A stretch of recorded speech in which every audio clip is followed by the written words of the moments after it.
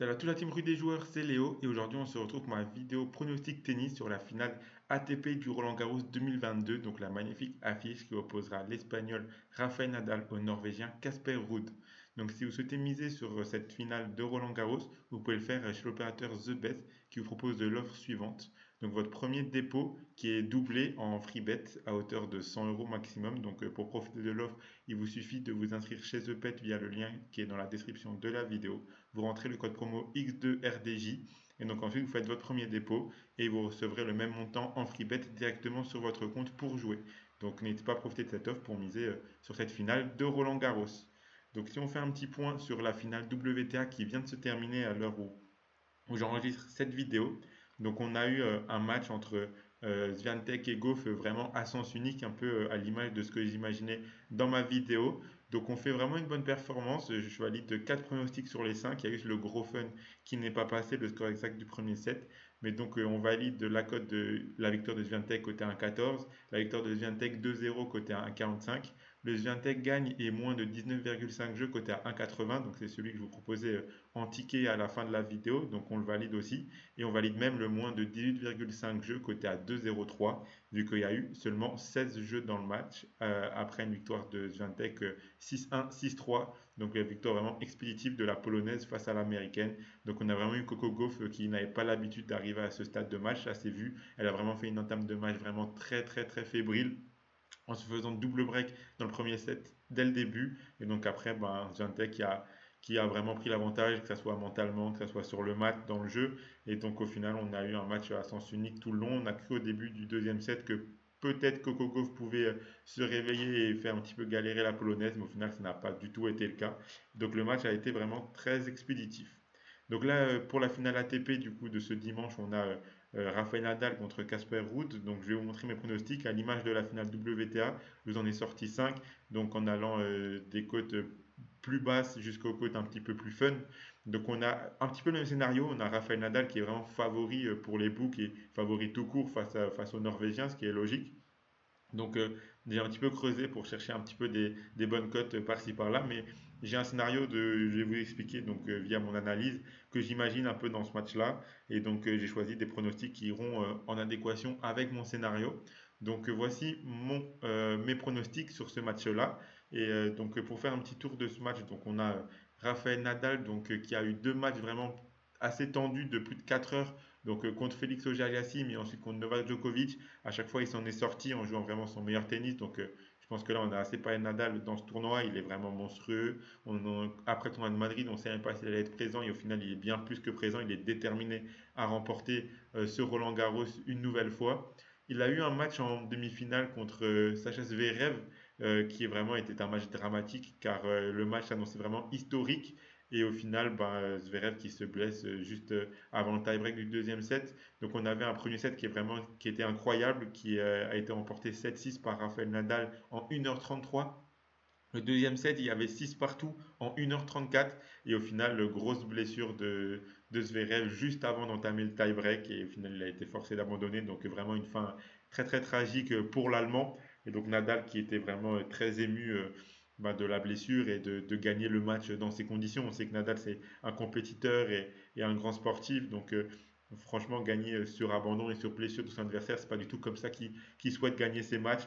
Donc il était vraiment très ému pour son adversaire.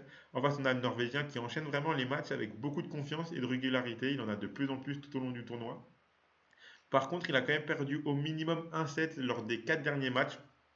Donc on peut voir que même s'il est vraiment très régulier sur l'ensemble de son tournoi, sur l'ensemble de ses matchs, il laisse quand même passer des sets par-ci par-là. Donc il n'est pas non plus hyper dominateur. Le dernier match en demi-finale, donc il a fait une victoire 3-1 contre le Croate Silic, donc vraiment une victoire maîtrisée du début à la fin. Il a perdu le premier set et ensuite il a pris l'ascendant et il a déroulé assez facilement les 3 sets suivants.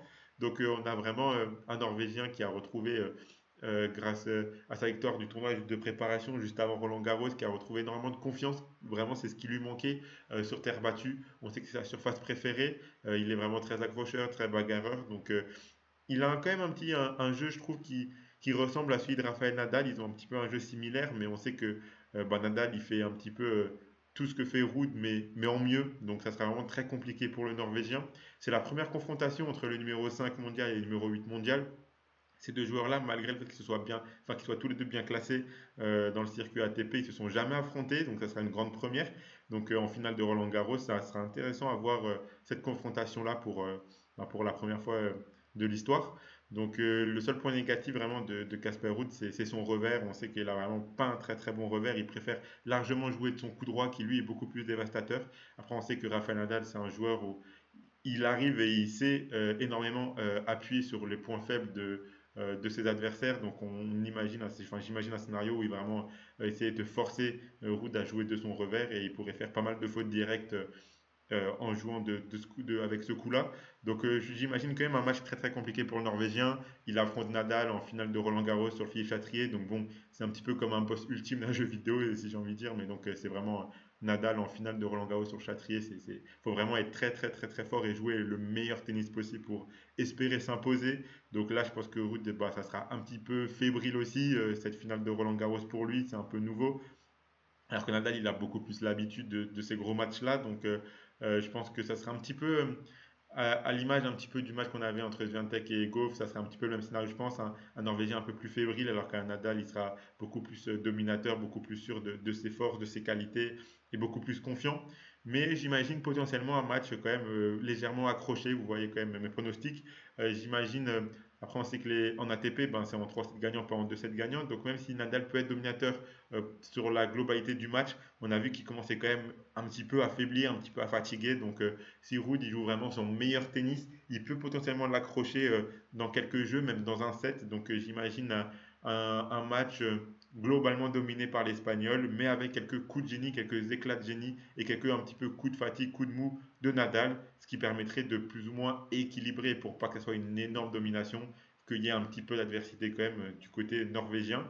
Donc mes pronostics, ben, c'est les suivants. Donc la victoire de Rafael Nadal côté à 1,17, donc à l'image de Swiatek contre Goff, ben, franchement la cote elle est très très basse. Je pense que ça vaut pas le coup de partir sur cette cote-là, mais je la donne quand même vu que je vois l'Espagnol remporter ce match. J'aime bien la cote du plus de 30,5 jeux, côté à 1,39, donc c'est 31 jeux dans le match. Donc si ça va en 4-7, le scénario que j'imagine, en vous voyez mes pronos, ben, c'est un peu ça, on va y arriver juste après, mais j'imagine un scénario en 4-7, et donc en 4-7, le 31 jeux, il sera validé facilement, et même en 3-7, parce que 31 jeux, c'est 6-4, 6-4, 7-5 par exemple, et ça passe. Donc j'imagine un scénario un petit peu comme ça. On sait que Ruud il va quand même tout donner. Je le vois légèrement être accrocheur. Donc je pense qu'en 3-7, ça peut passer, même si ça sera compliqué. En 4-7, ben, c'est donné, c'est validé. Donc je pense que ça peut passer. Je trouve que le cut il est légèrement trop bas à mon sens. Donc moi je partirais bien dessus. Ensuite, il y a le Casper Ruud gagne au moins un set qui est coté à 1,60. Donc comme je vous l'ai dit, j'imagine un match en 4-7.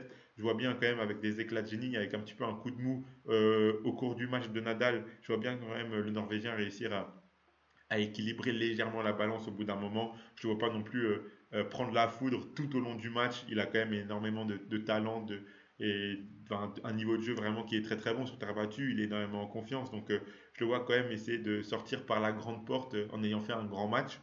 Ensuite, du coup, ben, pour combiner un petit peu tout ça, il y a la combinaison. Donc Nadal gagne le match et plus de 34,5 jeux, qui est coté à 2,32, qui peut être intéressant à prendre car je vois l'Espagnol remporter ce match, bien évidemment. Ça me paraît vraiment hallucinant s'il perdrait en finale de Roland Garros sur le Châtrier. Mais vu que je vois bien un match en 4-7, et ben, le 35 jeux peut passer en 4-7 assez facilement. Et donc pour une cote à 2,32, je pense que on peut tenter le coup et ça peut valoir le coup de prendre cette cote-là. Et donc ensuite, en mise un peu plus fun, en cote un peu plus fun, bah, le score exact en 7, donc une victoire de Rafael Nadal 3-1 sur le Norvégien, coté à 3,35. Donc c'est vraiment le score que j'imagine dans ce match-là. Donc tous mes pronostics vont un petit peu vers mon analyse du match, à l'image du match final WTA entre Swiatek et Gauff. J'avais donné mon analyse et le scénario que j'imaginais. Et donc tous mes pronostics allaient dans ce scénario-là. Bah, là c'est pareil, j'imagine un scénario et je donne tous mes pronostics qui correspondent à ce scénario-là. Donc c'est où ça passe ou ça casse quand il n'y a qu'un seul match à pronostiquer, c'est toujours pareil, hein, où le scénario est bon et du coup on fait un carnage, ou il est pas bon et du coup bah, on fait un peu un tout faux, donc on verra bien dimanche après-midi lors du match entre Rafael Nadal et Casper Ruud, qu'est-ce qu'il en sera pour cette finale-là, mais pour la finale WTA ça m'a bien réussi, donc on espère une aussi bonne réussite pour la finale ATP. Donc pour le ticket, donc, je vous propose donc le suivant. Donc j'ai choisi de garder la combinaison. Donc Rafael Nadal gagne le match et plus de 34,5 jeux dans le match, coté à 2,32. Donc si vous mettez vos 100 euros de The Bet sur ce pronostic-là, si ça passe, vous remporterez 232 euros. Et si ça passe pas, il vous restera vos 100 euros offerts lors du dépôt en free bet. Vous pourrez continuer à jouer sur les futurs matchs de Ligue des Nations, de foot qui arrivent, etc. On arrive aussi très rapidement à Wimbledon bientôt. Donc ça permettra un petit peu de sécuriser au cas où. Et donc n'hésitez pas à profiter de l'offre The Bet avec notre premier dépôt qui est doublé en free bet directement sur votre compte. Donc voilà, c'était Léo. N'hésitez pas à mettre un pouce vers la vidéo, à vous abonner à la chaîne Rue des Joueurs, à activer la cloche pour être notifié dès qu'on sort une vidéo, dès qu'on fait un live. Et n'hésitez pas à donner en pronostic vos commentaires, n'hésitez pas à donner en commentaire vos pronostics pardon, sur cette finale ATP entre l'Espagnol et le Norvégien. Ça permettra un petit peu à tout le monde de voir la tendance générale et voir aussi pour moi si vous êtes en adéquation avec mon analyse de ce match-là. Et donc, bah, on se retrouvera pour des vidéos foot et pour des pronostics sur les matchs de Ligue des Nations qui arrivent avec des matchs des Bleus qui seront très intéressants à analyser et à suivre. Voilà, c'était Léo, je vous dis à la prochaine. Allez, ciao tout le monde!